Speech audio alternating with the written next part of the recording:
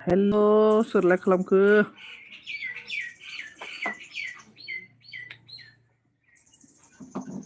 हमको तुमसे प्यार है।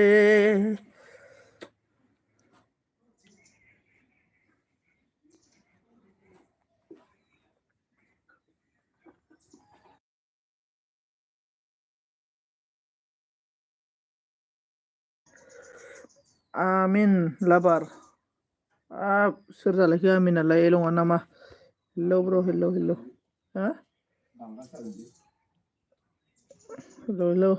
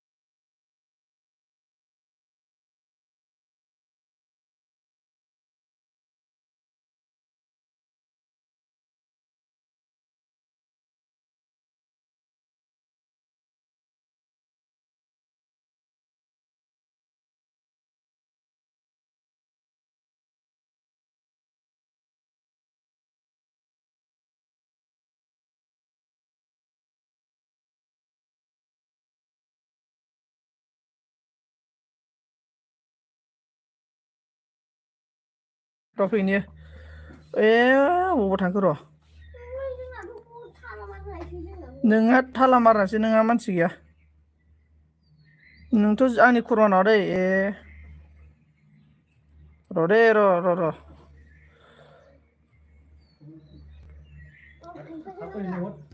हा अबाव थांखो सोर नों अनजालि मानो खालामबाय थायो आंखौ नोङो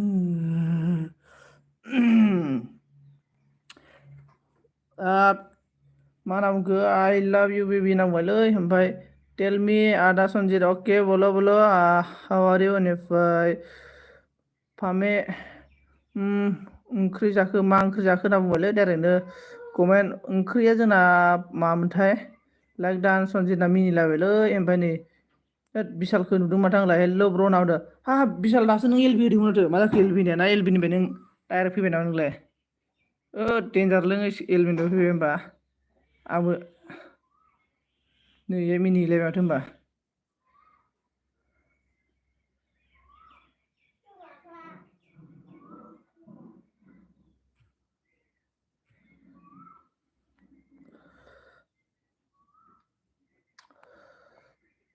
टाइमा एखे जाबायलै जोंना बिशाल जानोजों बेनिफ्राय बिशाल बिग फेन ब्र' नावदार ना आमिन ब्र' मा खालामदों नावदार ना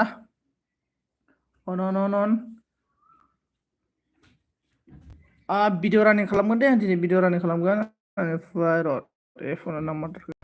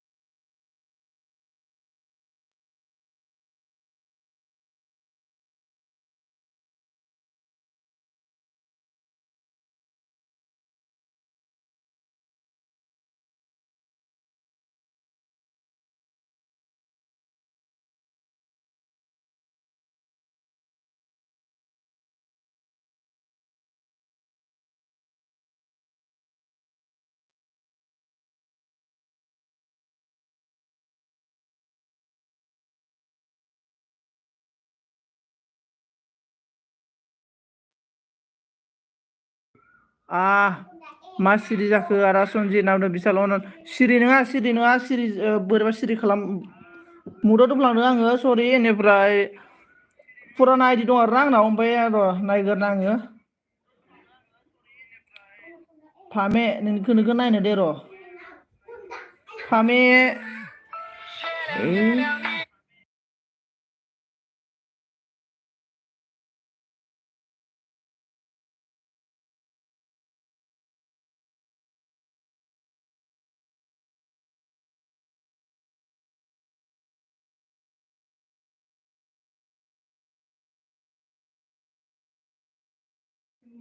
भिडिअ रानिं फामेनि हेल' फामेजि मा सिरि जाखो ना अन सनजित ब्र नावदों ना अके ब्र बोलो इनिफ्राय अनन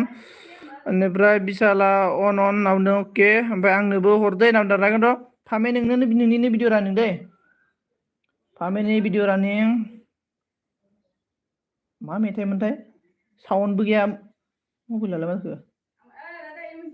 मबाइलालाय मा साउन्डबो गैला नामा नोंनालाय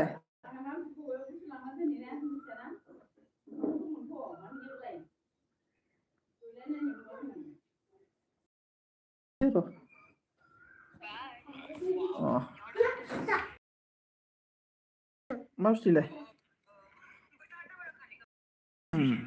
गोथावलै सनजित ब्र आंबोलाय माया साउन्ड गैयाखो नङा आंनिखौसो होनदोंलै माबानि भिडिअ रानिं दै फामिनि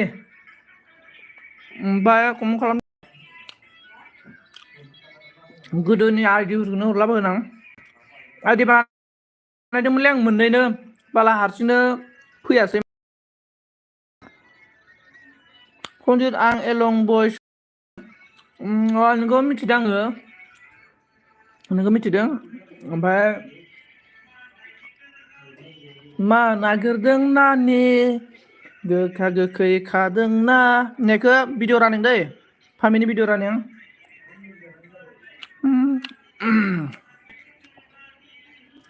एल पि स्कुलाव आरोना स्टुडेन्ट अफ कामाल बड' एल पि स्कुल लाइक दान सबिता थेंक इउ सो माच आब' लाइक होनायनि थाखाय ओमफ्राय लाइक होबाय दै होनना बुंदों आरोना फामियाबो थेंक इउ लाइक होनायनि थाखाय माबानि फामिनि भिडिअ रानिं दै भिडिअ रानिं जागासिनो दङ ओमफ्राय र' बिशालखौ लाइक होना फिनदि आङो फामिनि भिडिअ रानिं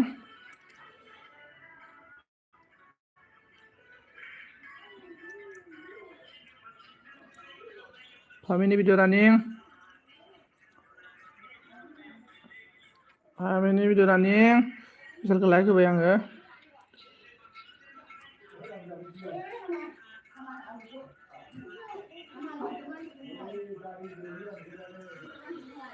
बेनिफ्राय दान जाबाय दे चेक खालामलाय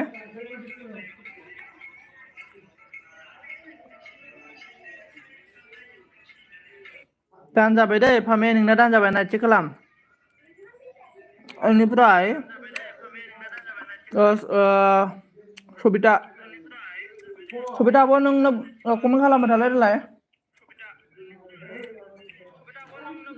सबिता आब' कमेन्ट खालाम दे सर्ट भिडिअ होदो नाय आदा 100 अके दा नायगोन दे आं बे मोनसेजों ओमफ्राय अके ओंखाबो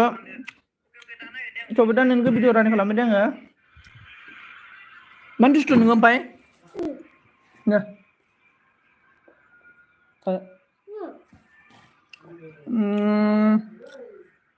लाइक दान अखाफोर थेंक इउ सो माच ब्रादार लाइक होनायनि थाखाय बेनिफ्राय अके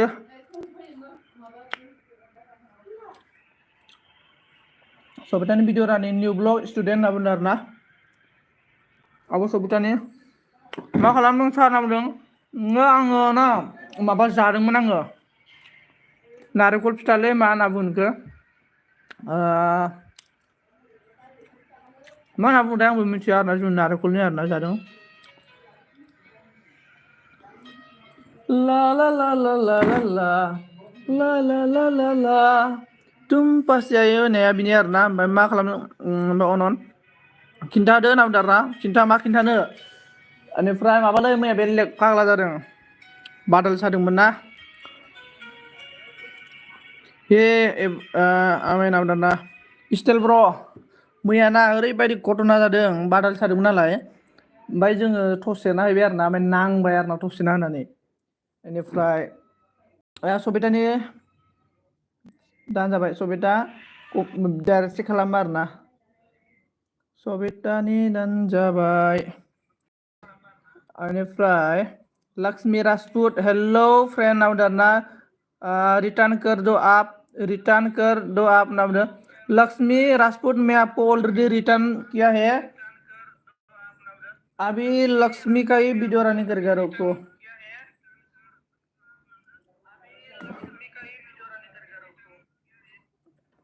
लक्ष्मी राजपूत ब्लॉग आपका वीडियो रनिंग हो रहा है और अखाफोरा मा होनदों हे आगै फामे नाम दारनानै आगै फामे नाम होनदों बेनिफ्राय मुझे आईडी दो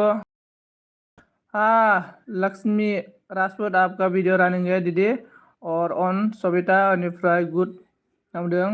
फामे ऑन नामदों राधे राधे हाँ राधे राधे सबिका राधा रानी का कृपा हो जाए बेनिफ्राय लाइक नहीं किया तो लाइक करो लक्ष्मी जी लाइक नहीं किया तो लाइक करो बेनिफ्राय फामे ने क्या बोल रहा है लक्ष्मी राजपूत दीदी ज्वाइनिंग मी बोल रहा है देखो मैं लक्ष्मी आपको मैं ब्लू दे दिया है और फामी के साथ फ्रेंड हो जाओ जो पर्सन को नया देख रहा है आपका तो इसको जो पर्सन नया है ना इस पर्सन को सब करो फ्रेंड हो जाओ एक दूसरे के साथ फ्रेंड हो जाओ और लक्ष्मी दीदी का वीडियो रनिंग हो रहा है एम्फाई अरे सिस्टर आपकी पास ब्लू है आप कर दीजिए बोल रहे हैं हाँ मैं सभी को ब्लू दे दिया है और राधे राधे राधे राधे राधे राधे अखाफोरा आइडि हरनांदों हरगोन दे अखाफोर ब्र मोननै दं आरोना आइडिखौ मिथियालाय मा होनो मोननै आइडि दङ हरगोन आं बेनिफ्राय पुरानासो आरोना गोदोनि बानायखानाय आरोना आं दायो बानायफिनाखै सोर सोरनोबा हरखो सोर सोरनो हराखै दा नायलांसै बेनिफ्राय राधे राधे राधे जय सिया राम नाम दाना जय राम ओमफ्राय सानथाम नाम दाना माखो होनखो एलं ब्र बेनिफ्राय हेल' माइ टेस्टिं नाम दाना अखाफोरा माबोरै खबर अखाफोर मा खालामदों बेनिफ्राय आंनोबो हरदो मोनसे बावना हरगोन र' बि माने बिनिखौ रानिं खालामग्रोदों आरोना बेनिफ्राय शिव क्या बोल रहा है प्रणाम जी मैं दिल्ली से वो वेलकम मोस्ट वेलकम मेरा एलबी में और आपको कितना ओ फ्रेंड नहीं है ना फ्राई ओके सभी को आईडी मिलेगा दो फामे आपको ज्वाइनिंग कर दिया है रन करो नाम डरना बाय लक्ष्मी इतना जल्दी सब क्या है आप देखो आपका वीडियो पूरा कंप्लीट करके सब क्या है देखो चेक करो आपका एक डन हो गया और इसके बाद में किसी को कौन को देखेगा रो अखाफोर ब्रादारखौ नायनो र' अखाफोर ब्रादारनि भिडिअ रानिं दे अखाफोर ब्रादार का भिडिअ रानिं राधे राधे हरदो दे एसे साब बारायो खोमा नाम हरगासिनो दङ अखाफोर ब्रादार नोंनि भिडिअ रानिंनि एडभार्टाइज जालायलायदों आरोना भिडिअआ बेनिफ्राय अके लक्ष्मी दीदी नाम आरोना अनन उन्दुना दं खबर ब्र खबरा गेजेरावनो आरोना अके थिगानो जानांगौ अखाफोर आपको ज्वाइनिंग कर दिया प्लीज रिटर्न जो नाम लक्ष्मी राजपूत इतना जल्दी जल्दी आपने सब कर रहा है ऐसा होने से तो बाद में आन भी हो सकता है बेनिफ्राय प्रीतिया हेलो नामदों हेलो प्रीति मा खबर ब्लू होलाय आगै नामदों रावकियाबो ब्लू होबाय बेनिफ्राय अन राधे राधे एलं प्रीति सिस्टर आपको ज्वाइनिंग कर दिया रिटर्न नामदों आपने रिटर्न खालामबाय थैंक यू सर मैं भी कर दिया सर ओके शिव रावास्ति ना अखाफोरनि भिडिअआ 50ल'मोन माथो 50 मिनिट दान जाबाय दे 50 मिनिट कमप्लिट नायना हरबाय आङो र' अल खालामनो बावदों अल खालामबाय आङो अलबो जाबाय अलबो खालामबाय आङो बेनिफ्राय इसके बाद कमेन्ट खालामलाय कमेन्ट एबार सोरनो हरबावनांगौ आपका वीडियो रनिंग दे क्या नाम था इसका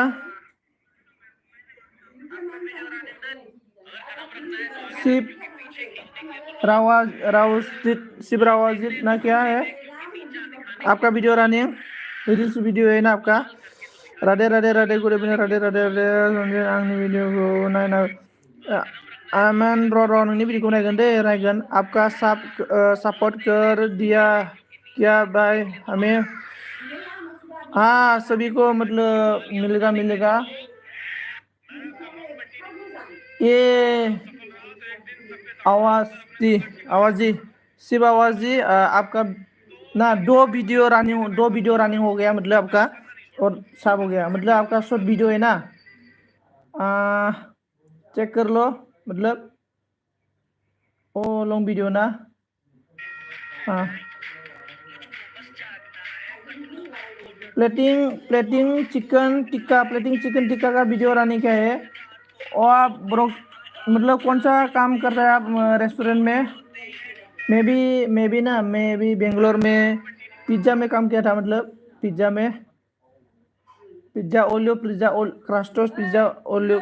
क्रास्टोस में काम किया था मैं क्रास्टोस ओलियो में बेनिफ्राय प्रीतिनिखौ नायनो दे र' प्रीति सिस्टर दीदी आपका वीडियो प्रीति दीदी आपका वीडियो रनिंग बेनिफ्राय सबिता बरगयारि लोगो जादो दे नावदों ओके तंदूरी चिप हूँ मैं ओके तंदूरी चिप आपका वीडियो रनिंग मतलब आपका डान हो गया एक हाँ बेनिफ्राय लोगो जाहर दे आंबो हरगोन नावदों आरोना प्रीतियाबो नोंनि वीडियो रनिंग दै प्रीतियाबो नोंनाबो आइडि दंबा आंनोबो हरब्रा आइडिखौ स्कुलनि गथ'फोरनो होनदों आरोना प्रीतिनिया स्कुलनि गथ'फोरनि भिडिअ रनिं मुझे भी ब्लू कर दो ओके भाई भूल गया था सॉरी ब्रो बेनिफ्राय लक्ष्मी राजपूत रिटार्न डीजे नावदों ना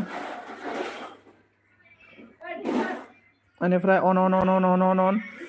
कौन लाइक नहीं किया लाइक करो प्लीज और जो नया पर्सन है मुझे भी सब करके चला जाओ मुझे भी सब करो 1 मिनिटल' माथो भिडिअ स्कुलनि गथ'फोर दानजाबायलै नोंना मोनफा ससेल' भिडिअ'आनो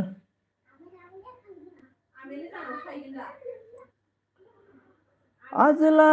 गोसोनि सायख'नाय बिबाराबो नेवसिलांबाय समायना बिबारा जान्दिसेनिल' रावबो गैलालै ने आइडि चेन्ज खालामसै नामा रावबो गैला माथो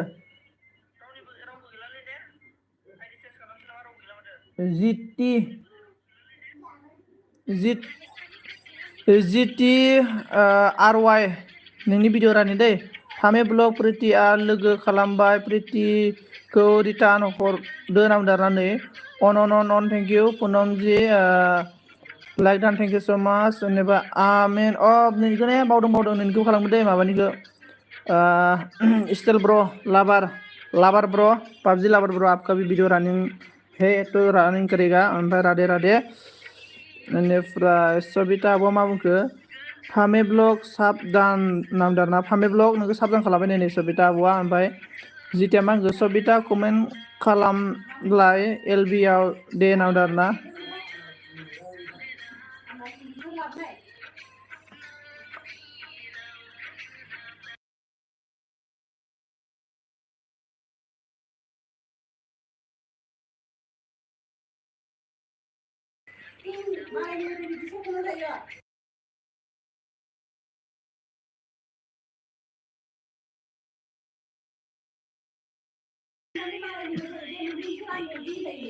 राधे राधे राधे राधे पुनमजि राधे राधे राधे राधे बेनिफ्राय मा होनो जीटी आर वाई आपका वीडियो रनिंग हो रहा है बेनिफ्राय कमप्लीट जाबाय माथो जीटी आर वाई बेनिफ्राय मोनब्रै 44 मिनिटल' जादोंमोन बे भिडिअ आगारनाया 44 मिनिट जादोंमोन भिडिअ आगारनायखौ रानिं खालामबाय बेनिफ्राय दानबो जाबाय दे Rob,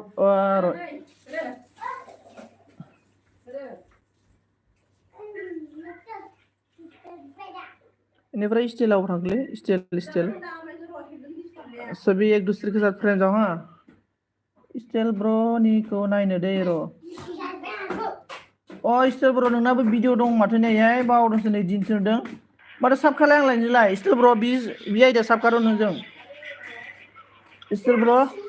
नोंनो कमेन्ट खालामदे आंना स्टाइल ब्र' साबखा लाभ हरबाय आङो स्टाइल ब्र' नोंनि भिडिअआव राधे राधे पूनम जी हाउ आर यू कैसे है पूनम आजकल तो पूरा नाइट एलबी देर देताय आजकल आपने इनिफ्राय आइडि सेन्स दैया ओरैनो दै लोमजोबबाय थानो नायलाय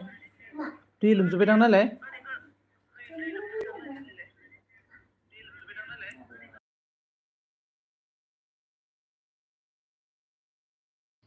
राधे राधे राधे राधे राधे राधे राधे राधे राधे राधे अभी देखो पूनम किधर गए रहे पूनम का इधर डन है फिर भी पूनम आपका वीडियो रनिंग क्या है पूनम फिर भी डन है फिर भी पूनम का रनिंग प्रेम मुरही है तुम प्रेम हो तुम प्रीत हो तुम मित हो राधे वो वाला प्रीति साबधान बुंदों दे ओमफ्राय सनिता प्रीतिया साब हरबाय प्रीतिखौबो लोगो खालामदो नावदों बेनिफ्राय शिव ने क्या बोल रहा है पूनम जी आपको ज्वाइन कर लिया मैं बोल रहा है देखो पूनम आपको ज्वाइन किया राधे राधे राधे ओमफ्राय अखाफोरा अन थेंक यू सो माच अखाफोर ब्रादार अन थाबाय थानायनि थाखाय ओमफ्राय अखाफोर ब्रादार मा ओंख्रि जानायमोन दहैले बारथायाव ओमफ्राय पूनम जी राधे राधे राधे राधे अन थेंक यू सो माच अखाफोर ओमफ्राय ओइ आं फार्स्ट लाइक होदो ओइ आं फार्स्ट लाइक होदों ना अके थेंक यू सो माच आमिन लाभार बेनिफ्राय अन पूनम राधे राधे राधे राधे पूनम का वीडियो रनिंग हो रहा है मतलब पूनम का ऑलरेडी में साफ दे दिया है फिर भी मैं वीडियो रनिंग कर रहा है और ओके रिटर्न कर दूंगी नजर ना शिप आपको चिकन तंदूरी आपको पूनम ने बाद में रिटर्न कर देगा बोल रहा है ओमफ्राय अन जुदी ज्योति जी जॉइन कर दे आपको ज्योति होनोलै सोर प्रीति रिटार्न होबाय दै नावदा प्रीति नोगो रिटार्न होबाय नै माबाया पल्लबिया जोंना फामिनि नामा पल्लबिसो दै पल्लबि एक्ट्रेस साउथनि पल्लबि एक्ट्रेस बायदि नुयोना आरो लायखौनो पल्लबि होनना बुङो आरो ना आंखौ ओमफ्राय प्रीतिबो आंसो नावदा आरो प्रीति आंसो नावदा अके राधे शिप जॉइनिंग हो गया ना चिकन तंदूरी भैया आपको 5 मिनट सब क्या है पूनम का कंप्लीट 2 मिनट 11 सेकेंड ना वीडियो रनिंग कर दिया है और इसके बाद में ओखाफोर को देखता हूँ ओखाफोर ब्रदर का वीडियो रनिंग हो रहा है बुट डाउन खालामनाय आरो ना न्यू ब्लॉग प्रेक्टिस ओखाफोर ब्लॉग यूट्यूब चैनल बेनिफ्राय अन फामी ब्लॉग अन सभी को थैंक यू सो मच सभी को थैंक यू बेनिफ्राय हाँ मैं ज़्यादा कमेंट नहीं पड़ेगा फिर भी मतलब कमेंट देख के जा रहा हूँ बेनिफ्राय अन सभी अन थैंक यू सबिता फामी दान खालामबाय दे नावदों अखाफोर अन लक्ष्मी राजपूत कमेंट करते रहना आपको आईडी मिलेगा आपको भी बेनिफ्राय प्रीति दान हरबाय नावदों बेनिफ्राय राधे राधे राधे हाँ सभी को राधा रानी का कृपा हो जाए अखाफोर ब्रादर का वीडियो रनिंग हो रहा है 40 मिनट थांबाय 55 मिनटल' दङ भिडिअआनो बेनिफ्राय अन लाभ you guys Radhe Radhe Radhe Radhe good evening thank you Priti आंबो खालामबाय नावदा ना सबिता आब' आइडि दंबा आइडि हरदों आंबो बेनिफ्राय सबिता आप रिटर्न करो हमें जॉइनिंग किया नावदों लक्ष्मी राजपूत ने सबिता आपको सब क्या बोल रहा है अखाफोरनिया मोनसे भिडिअ कमप्लिट जानानै आरो मोनसे ससेखौ रानिं खालामबावबाय आरो ना मोननै भिडिअ रानिं खालामना हरसै माने खान्दा नायना बेनिफ्राय एडभार्टाइज फैलायलाय आरो ना बेनिफ्राय अन राधे राधे राधे राधे राधे राधे सबिता bahaya नाम दो आमेन राधे राधे पूनम राधे राधे राधा रानी का कृपा हो जाए सबिता आबरितान कर दो हमारा नाम ना बेनिफ्राय मोनसे जाबाय 15 सिन आप super excellent Assam police practice हा अबाला हेलौ गाइस नामलाय Hello guys.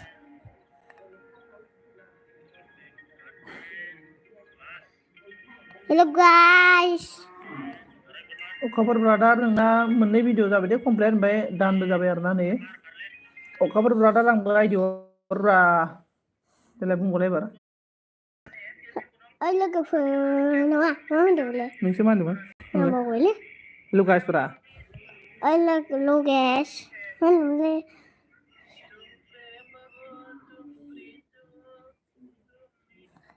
oi guys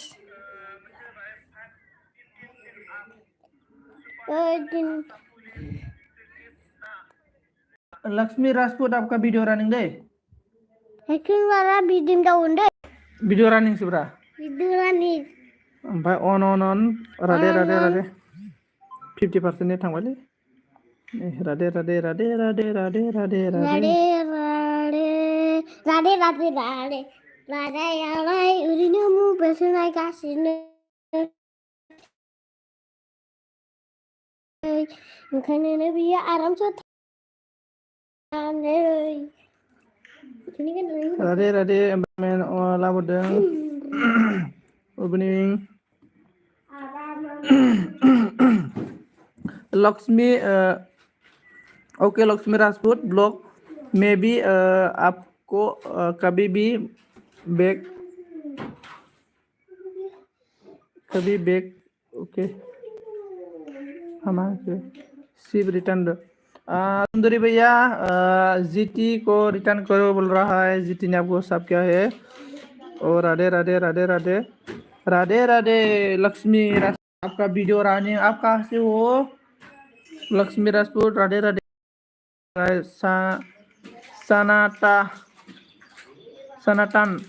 सनातन Amini blow Amini style bro माबोरै खबर मा ओंख्रि जानायमोन जीटी आप रिटर्न करो हमारा नावदों बेनिफ्राय अन प्रिटिया मावदो स्मि जयनिं रिटर्न मी ओइ अबाव दायो बाबायलै आङो राधे राधे राधे राधे राधे राधे राधे राधे राधे राधे नों थांनो हाया दासो खामानि थैंक यू सो मच सभी को मेरा एलबी में आके मुझे सपोर्ट करने के लिए और इसका लक्ष्मी जी का सावधान हो गया एक और मतलब पूनम जी का ना ऑलरेडी मैं पूनम जी को पूनम जी का तो ऑलरेडी डन है हेलो गाइस पूरी शिफ्टिंग तो क्या है ये तो मुझे नहीं पता मेरा बुका साड़ो रावबो गैला नामा ओइ सोर दङ कमेन्ट खालामलाय कौन है प्लीज कमेंट करो मैं किसको आईडी देगा किसको आईडी नहीं देगा ऐसा हो रहा है बेनिफ्राय सबिता अब नोंनिखौ मोनबाय सबिता अब का वीडियो रनिंग हो रहा है अभी बेनिफ्राय सोरबा नुदों दानि सोरखौ नुदोंलै आङो बिलिफां लाइक दान थेंक यू सो माच बिलिफां ब्रादार लाइक होनायनि थाखाय बेनिफ्राय मस्ट वेलकाम आंनि एलबियाव बेनिफ्राय अन सभी कौन कमेंट करते रहो गाइस कमेंट करते रहो गाइस आईडी देगा मैं सभी को आईडी अखाफोर ब्र थांबाय नामा कमेंट गाइस ओइ मा खालामबाय थादोंब्रा थै बेखौ आं नांगौथ'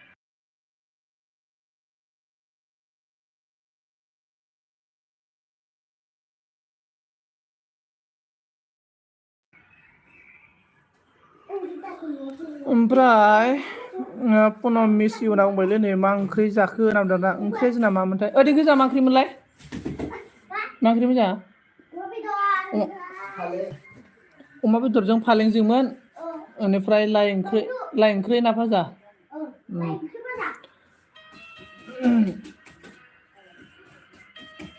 Sabitani video रानि जादों दे बेनिफ्राय अन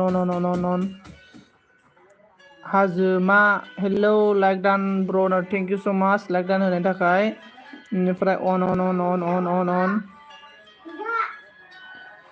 पुनम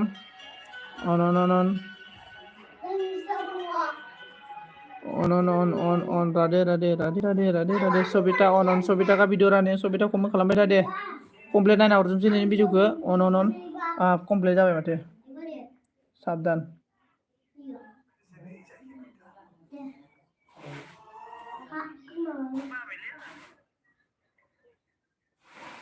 ओमफ्राय दायो सोरखौ भिडिअ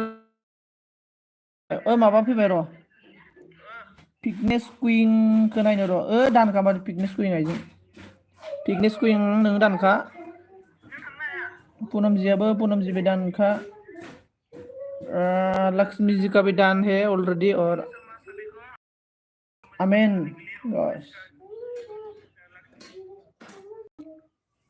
स्टाइल ब्र नोंनि भिडिअ रानि दे स्टाइल ब्र का भिडिअ रानि ओमफ्राय अन हाजोमा लक्ष्मी अके नाव दारना दे माबानि भिडिअ रानि खालामग्रोबाय आङो आमीन लाभारनि ओमफ्राय प्रितिया एफा गोबावजोंसो कमेन्ट खालामो ओमफ्राय मा खबर नांदों आरोना फिटनेस कुइन खबराथ' बिदिनो दं आरोना मोजां गाज्रिनि गेजेरावनो दङ थिगानो ओमफ्राय राधे होनदों पूनमजी आमीन आपका वीडियो रनिंग हो रहा है ओमफ्राय प्रीति अन राधे लक्ष्मी राजपूत पूनम राधे ओमफ्राय पूनम हेलो बिट्टू का मुतलु ओमफ्राय अन so good boys thank you so much बेनिफ्राय बिलिफां अन रदे इनिखौ रानि खालामदों आङो कमेन्ट खालामबाय था दे अन हेलौ आमीन लाभार लोगो जादो दे नांदों आरोना आमीन लाभार नै सबिता आब'जों लोगो जानांगौनो ओमफ्राय हाउ आर यू बिट्टू बोल रहा किसको बोल रहा बिट्टू आई एम फाइन नै ब्रनाथ' एफा खान्दा भिडिअआनो नोंना दान जाबाय दै लाभार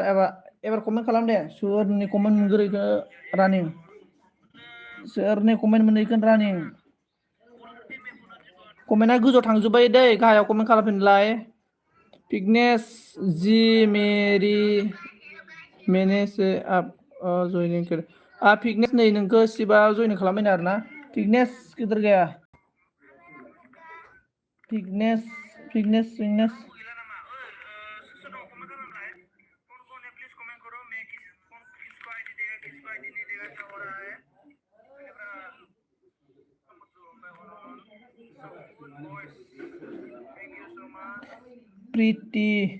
प्रितिनि भिडिअ रानि दे मैगं खानाय मा होनना बुंदों महिलाफोरनि हाग्रा फुंनि ना मा होनखो आं जाबाय दानि जुगनि रायलायनाय आरोना बेनिफ्राय फिटनेस जयनिं अन राधे अन बिलिफां बर' नोंखौ नुवासिनो आङो र' लाइ बिलिफां स्टार्ट नोंनो बायदि हरगोन आं बिलिफां बर' स्टार्ट आइडि हरगोन आं ओमफ्राय प्रिति कमेन्ट खालामबाय थाब्रा दे आइडि हरदा नोंनो ओमफ्राय आइडि हर दे सारनाव आइडि हरगोन र' नोंनिया साब गोजाखालै आंना गोदान आइडि गैयाना फुराना आइडिसो आं गोदान बानायाखै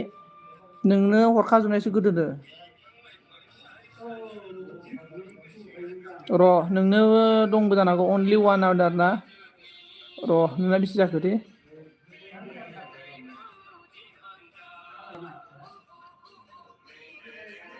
प्रितिनि भिडिअ रानिं दानि जुगनि आबादारि होनलायलायनाय मेन गुदन राधे हेलौ 8 जन गाहाम दं 8 जनाव र' कमेन्ट खालामबाय बिलिफां ब्रादार नोंनो आइडि मोननै हरगोन आङो कमेन्ट खालामबाय थालाय र' इनिखौ रानिं खालामगोन एबार नोंनिखौ हरग्रोगोन आरोना एबार इनि उनाव बिलिफांनो हरगोन ओमफ्राय हाजोमाया खारखोना ना माखोथाय हाजोमानोथ' हरखानाय खोमा पूनम इतना कमेंट देके पूरा ऊपर राधे हाजोमा मा जाखो ब्र आइडि हर नावना हाजोमा ब्र आइडियाथ' नोंनो हरखानाय ना मानायथाय र' चेक खालामनांगोन प्रितिनि साबना जाबाय दे ओमफ्राय माबाया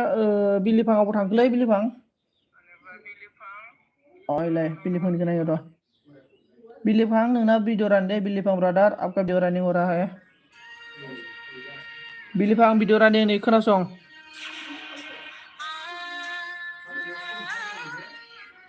बिलिफांनि भिडिअ रानिंग बेनिफ्राय आमेन लाबार साबदान हाबदों अन थेंक इउ स' माच बिलिफां ब्रादार ओइ बिलिफांनि भिडिअ रानिंग जाबाय दं दै र' सोरिला र'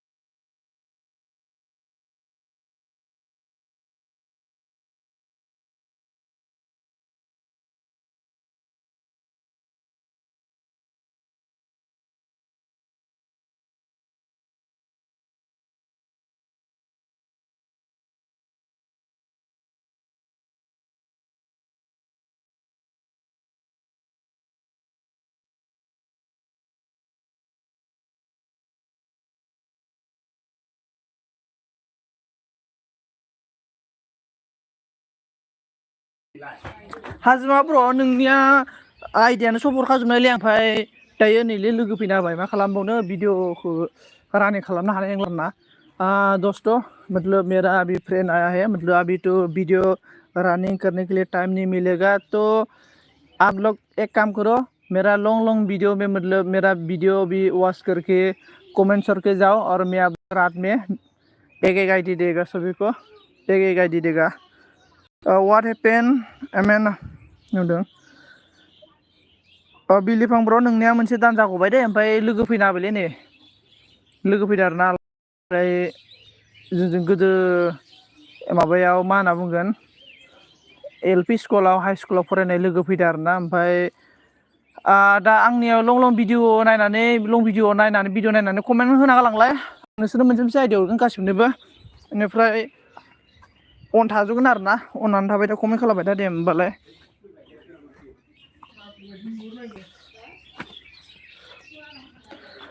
सिमाङाबो रायज्लायलांबाय नोंखौ गोसोखांनानै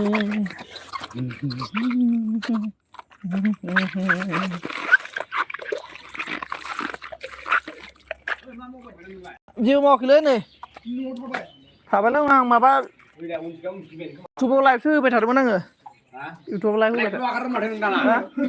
लाइभ आगार भिडिअ बानायनो टाइम मोनाबा लाइभ आगारोब्रा आङो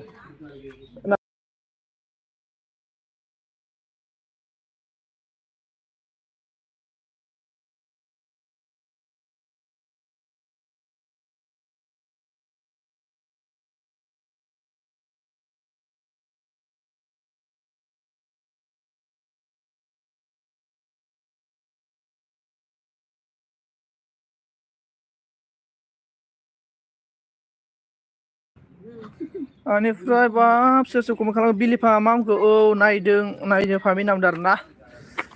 सोर सोरना गार्लफ्रेन्ड बयफ्रेन्ड गैया पाथायना लाखायोनो लाइफआवनो ना मा होनना बुङो हारसिंसोब्रा मालाय दै माबा मुलि सारग्रा मेचिन दं नाब्रा सोरनावबा मुलि सारग्रा फुकनाव दं खोमा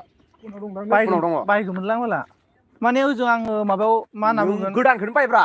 गोदान एफा बुरजा एफा दाम 1500 गाहाम मोनथारो ओमफ्राय बेफोरखौ फानाना बिसोरो ओइ खनसे सरकारा रानना होलायनायालाय जोंहानिखौ गास्रा मारामासो लाना थांनायालाय 1500 होनना बुङो दायो आं माबायाव थांदोंमोन मा होनगोन एग्रिकालसाराव थांदोंमोन आङो एग्रिकालसाराव दायो गैया माबा इलेक्सन बायनासो फैगोन नो ओरै बारानो ओरैल' होथारनांगौ खिखालदो ओरैल' होदो नै फिसो कमेन्ट लाबोखैलै नै आं ओंखारबाय सार दख'ना दखान फैदों अके अखाफोर ब्रादार थेंक इउ स' माच आरोना आंनि बेयाव दसे समाबो नुजाफैनानै सापर्ट होफैनायनि थाखाय बेनिफ्राय जेबो खोनाला आं जा अखा हाबाय दावनो ना प्रितिया खोनाला ने प्रिति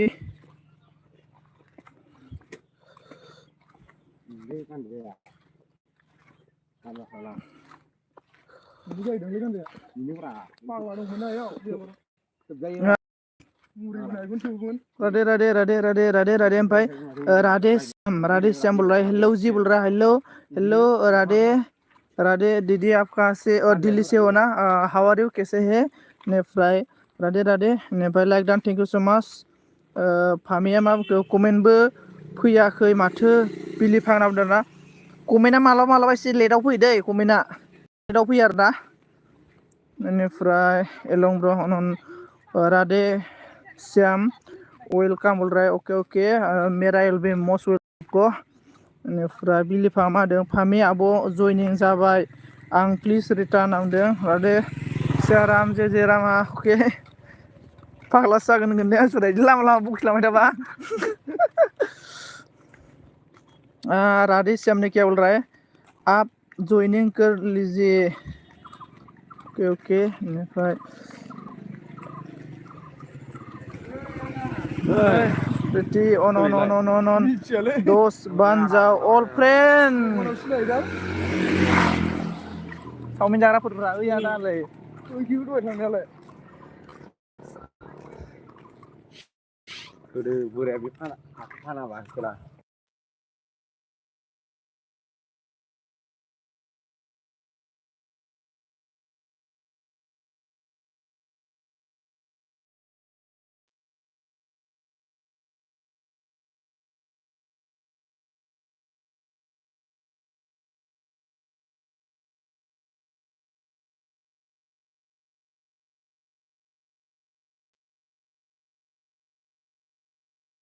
बेरायगौमोन कारजों मोजां सहैसिगौमोन जोंबो खृष्टानफोर बायदि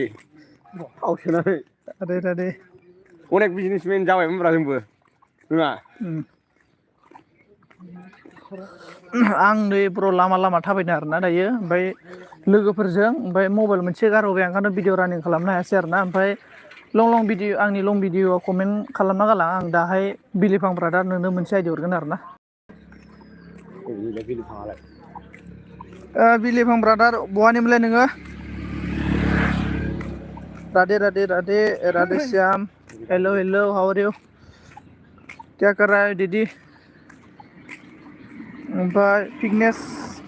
फिटनेसनो आं हरखाजोबनायलै आइडियानो गैया गोदान आइडि बानायबासो हरनो हासिगोन आं फिटनेस जाबोनो बेनिफ्राय अन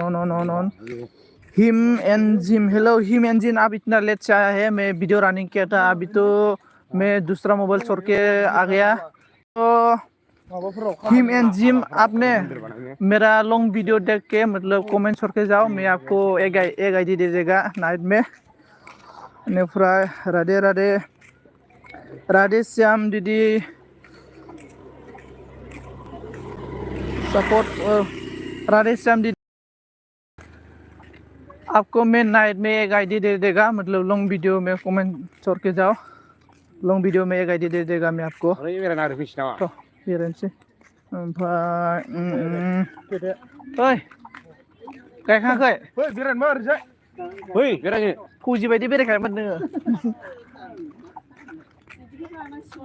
जानांसिगोनलै फाननायजों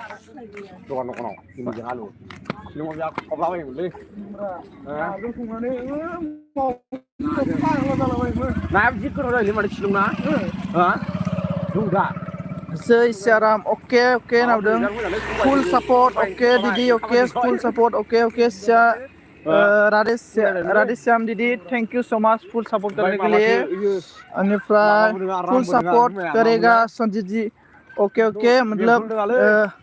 राधे श्याम दीदी मेरा चैनल 1K और मोनो होने की बात में भी दिल्ली घूमने जाएगा आपका एरिया में आपका सिटी में और राधे श्याम दीदी आप भी कभी मतलब आसाम आएगा ना गुवाहाटी आसाम आएगा तो मुझे बोल देना मे बी आपके साथ मतलब Sireng mal khấn lưng malam ai जायगा इधर राधे राधे बिलिफां आरो उदालगुरिनि ब्र आंबो उदालगुरिनि ओमफ्राय मा गामिनि बिलिफां उदालगुरि मा गामि आंबो उदालगुरिनिनो बेनिफ्राय बे राधे राधे मोस्ट वेलकाम संजीत जी ओके ओके दीदी मिलेगा एक दिन मिलेगा जरूर राधा रानी का कृपा हो जाएगा तो एक दिन जरूर मिलेगा बेनिफ्राय जयनिं जादो दे नावदों नै प्रिति बिलिफांजों जगाना मोनो फरायमा कमेन्ट अनेक फैबाय थागोन ना फुरा इनो स्क्रिनशट बायदि भिडिअ जालाङो रायो लाइभ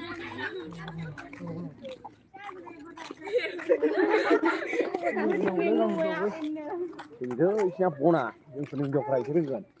बेसेबांबा इयो मोनसे ओंखाम मोनदों नामा Mamen, oंखाम मोनजोबगोन. माबायानानो इयो Waduh. बन्थ'आ फाथामोना ओमफ्राय बिदिनो बिराद गोबाव खैला बायदिलै ने Daबायदि माने आराम ओरै मोनसे गननि एरला होनांगौ जोंबाय थाबाय राननांगौ आरो बुस्थुआ राधे राधे राधा रानी की कृपा जरूर होगी ओके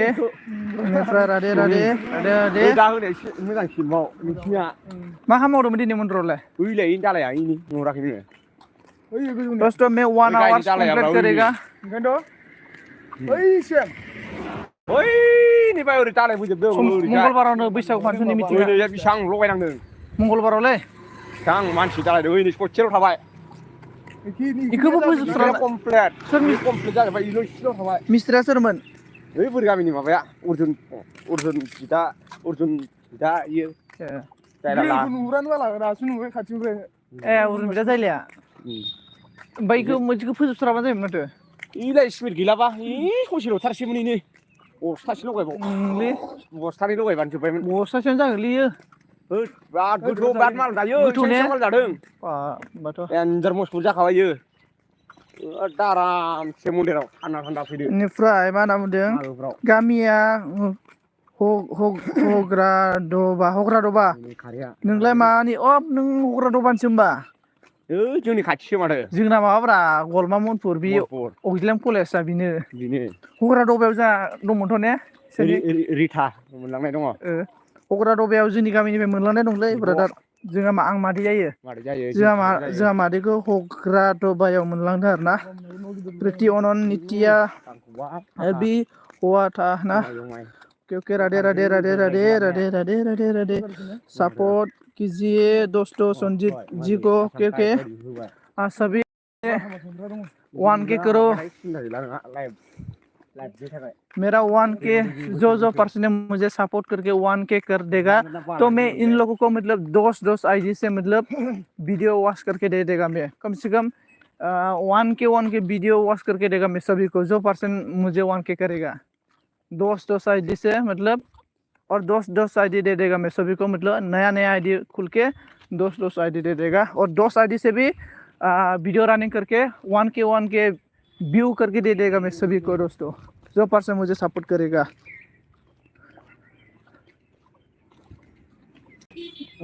बाय नित्या हो दे व्हाट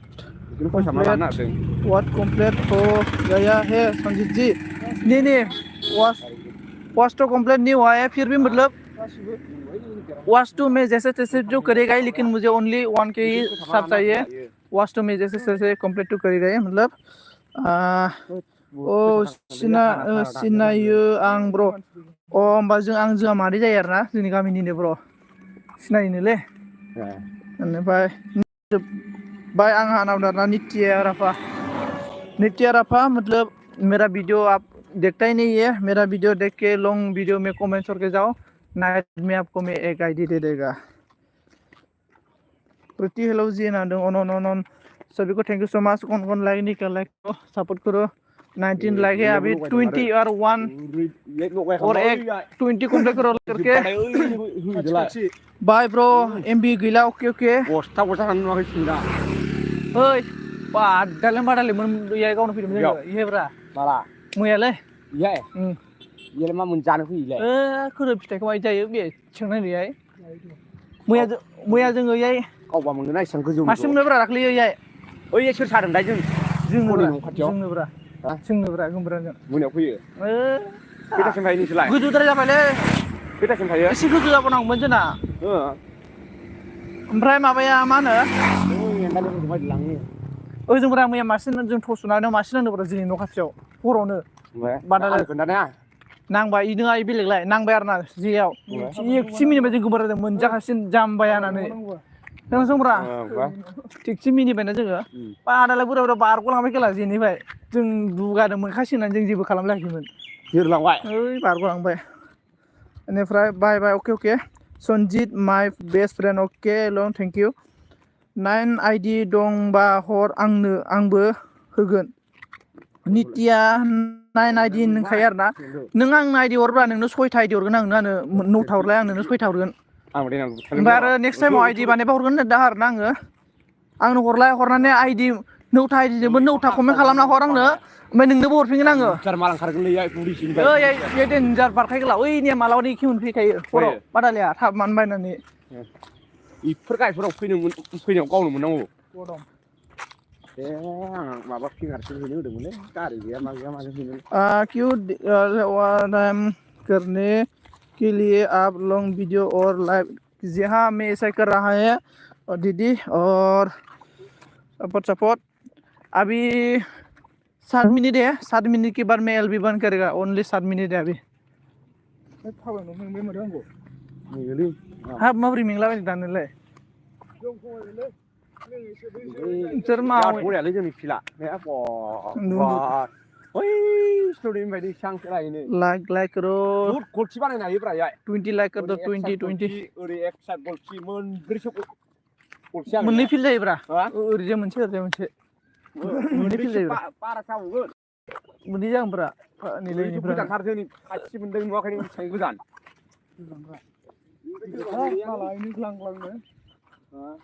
फुटबल गेलेनो बरिया एरैनो बारला नांगोन जायगाया 20 लाइक डान थेंक यू सो मच थांखायो ओरैजाय दैमाथिंबाय राधेश्याम ओया बाखायो देवानी blog thank you so much दीदी ओके ऑन हु 7 मिनट थैंक यू और 6 मिनट अभी 6 मिनट बाकी मतलब पूरा 1 आवर्स कंप्लीट करेगा बोलाय नांगौ वो बोरमाजों दा ओइजों मोनाव एनजादों नोंसोरो थांनो लायदो होमबालाय हा आं लोङालै आं माने ओइ बियारबो सफैबाय नै बैसागोनिफ्रायसो एलबाम खालामदों हा एलबाम सोरो आङो एलबाम खालामबा बुं ओइ केमेरामेनखौ जों ओरै फ्रियाव होगोन केमेरामेन मा सिनायना सोर मेथाइ खनगोन ओमफ्रायलाय आराम मोनलायनायफ्रा आराम मोनलायनाया जोंना ओइ बैसागु भिडिअ खालामदोंब्रा जों केमेराखौ ओरै रन थन बिरहोलाबायगोन ना जों होनखायो ओइ दैमाथिं लानो हागोन सिख्लाल' नागिर सोर मोननो जागोन एकबार लानांगोन सोरखौबा गोदान गोदान गानदो फैसा थांगोन आरो बेनोसै आरो नायदो गेला हाबनाया मबाइलाव फैसाया जिन्दगियाव जाबाय था बेखौनो दोनथुमनो बानायबाय थानो मोननांगौलै बानायबाय थानो मोननांगौ एन्जार केमेरामेन बिसोरो मिथिखायो आङो केमेरामेनखौ मिथिखायो रन थन बिरहोजोबखायो गोदान जुगनि गोदान बर' सिख्ला होननाया बेसेबां थांखो भिउसआ फैनोलै बोरमा संग्राया जोंना बोरमा नामा नामा